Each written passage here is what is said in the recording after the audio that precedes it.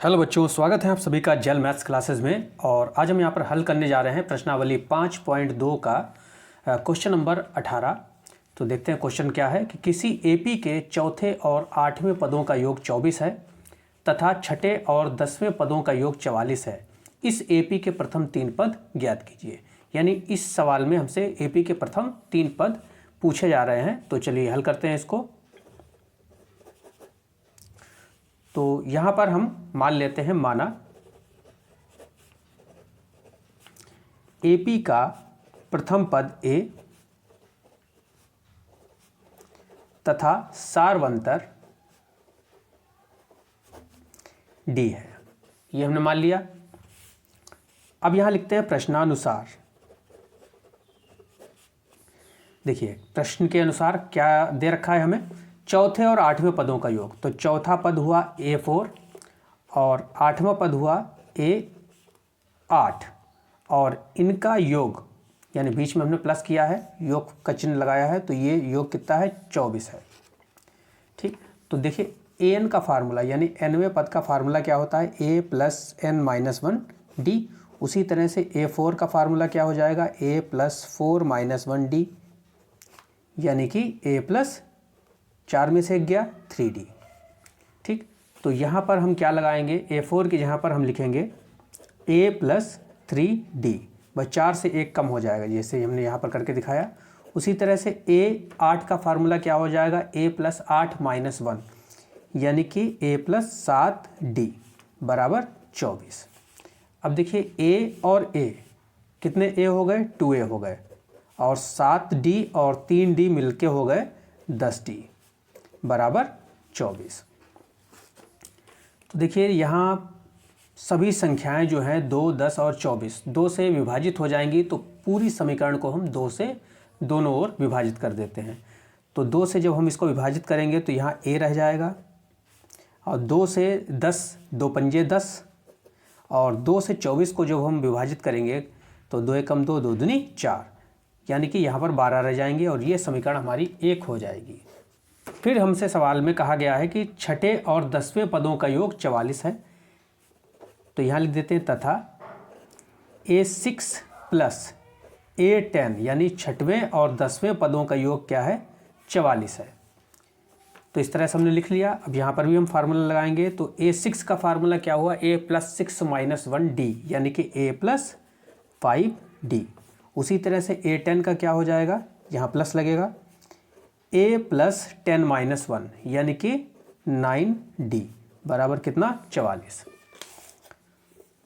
तो a और a कितने a हो गए, 2a हो गए, और 9d और 5d, तो ये हमारे हो गए 14d बराबर में 44। अब 2, 14 और 44 ये सभी संख्याएं 2 से विभाजित हो सकती हैं, तो 2 से पूरी समीकरण को दोनों तरफ हम भाग दे देते हैं। तो यहाँ 2 से विभाजित करेंगे तो एक केवल a बचेगा, क्योंकि 2 से 2 कट जाएगा, 2 सत्ते क्या हो जाएंगे, 14, और यहाँ पर 2 दूनी 4, 2 दूनी 4, यानी कि आएगा 22।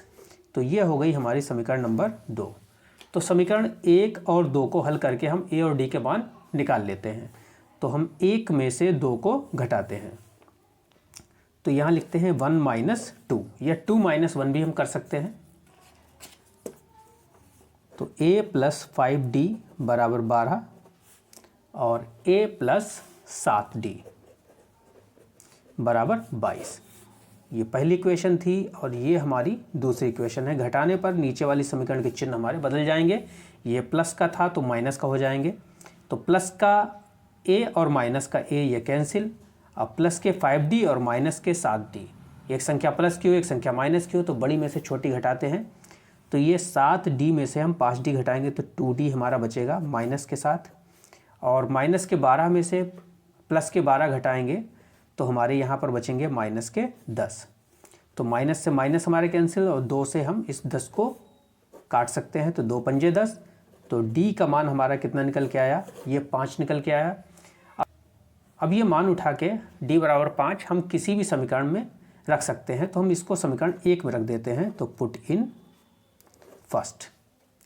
तो समीकरण 1 हमारी क्या है, a + 5d बराबर 12, ये हमारी समीकरण 1 है। और इसमें हम मान रखते हैं तो a प्लस 5 और d का मान कितना है 5 बराबर 12। तो अब देखते हैं तो a प्लस 5 पंजे कितने हो गए 25 बराबर 12। तो a बराबर 12 और ये 25 हम दूसरी साइड में लेके आएंगे तो माइनस के 25 हो जाएंगे। अब प्लस के 12 में से माइनस के 25 हमें घटाने हैं तो 5 में से 2 गया 3 और 2 में से गया 1, माइनस के 13 बचेंगे। तो a और d हमें दोनों मिल चुके हैं, तो हम अब AP के प्रथम 3 पद ज्ञात कर सकते हैं। इसके बाद हम इसको इधर लेके आते हैं, तो यहाँ पर लिखते हैं AP के प्रथम 3 पद। तो पहला पद हमारा a ही होगा, a1 बराबर a, और a हमने कितना निकाला था, a हमारा निकल के आया था -13। फिर दूसरा पद यानी कि इसको हम a2 से लिखते हैं a प्लस डी। देखिए जो AP होती है, AP का जो मानक रूप होता है वो क्या होता है a प्लस डी और a प्लस 2d। इसी तरह से आगे a plus 3d, a plus 4d इस तरह से चलती चली जाती है। तो ये पहला पद हो जाता है a1, ये दूसरा पद हो जाता है a2 और ये तीसरा पद हो जाता है a3। तो इस तरह से ये पहला पद a1 बराबर a, दूसरा पद a2 बराबर a प्लस टी, अब तीसरा पद हमारा निकल के आएगा a3 बराबर a प्लस 2d। ठीक, तो पहले a2 हम निकाल लेते हैं। तो a हमने निकाला है -13 प्लस और d हमारा निकल के आया है 5। अब 13 में से 5 हम माइनस करेंगे तो 13 में से 5 गया, हमारा बचेगा -9। और अब देखते हैं तीसरा पद क्या है a प्लस 2d। तो a हमारे पास है -13 प्लस 2 इंटू डी है हमारे पास 5। तो -13 प्लस 2 पंजे कितने हुए 10, और 13 में से 10 हम घटाएंगे, माइनस के 13 में से प्लस का 10, तो हमारे पास आएगा -3। तो ये हमारा आंसर हो गया। तो कैसा लगा ये वीडियो पसंद आया हो तो इसे लाइक कीजिएगा और ज़्यादा से ज़्यादा लोगों में शेयर कीजिएगा। साथ ही साथ हमारे चैनल को सब्सक्राइब करना भी ना भूलें। वीडियो देखने के लिए धन्यवाद।